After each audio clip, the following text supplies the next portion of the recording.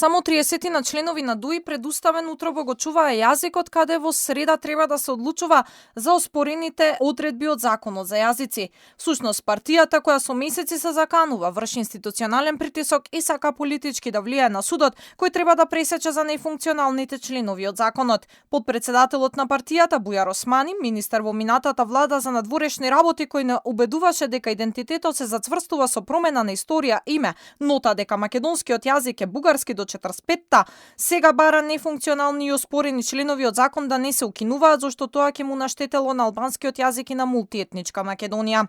За жал некој решил да го злоупотреби на светото, да ја злоупотреби етничката емоција за постигнување на политички цели и да ги поткопа раните кои што сметавме дека ги затворивме.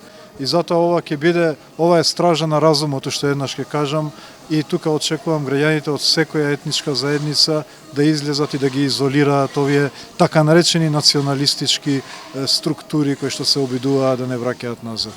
Според експертите, ова се очајнички обиди на ДУИ да го свртат вниманието кон себе, откако не им успеа протестите кои ги најавуваа. Законот за јазиците кој што требаше да биде дел од унапредувањето на меѓуетничките односи, пошто изгледа стана извор на поделби, токму поради неспособноста ДУИ да создаде еден закон во склоп на уставот.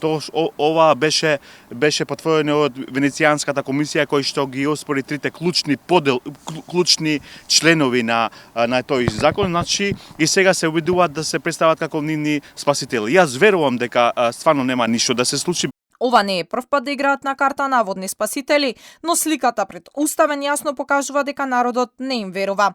Ова им е последна карта на ДУИ да се представат како спасители на албанскиот јазик. И тоа е еден.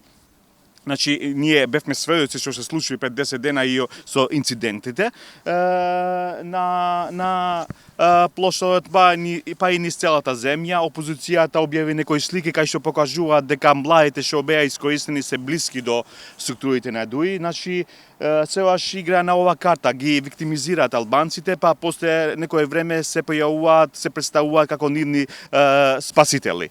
Двајца суди албанци, Осман Кадрио и Насер Ајдари, именувани од собранието кога ДУИ беше на власт во земјава, најавија бојкот на седницата на Уставниот суд. ДУИ се одлучи да чува стража пред Уставен, откако премиерот предупреди дека најавите во пресрет на седницата на Уставен се само обиди за дестабилизација од изолирана група на поранешни високи функционери за кои постојат основани сомневања за сторен криминал.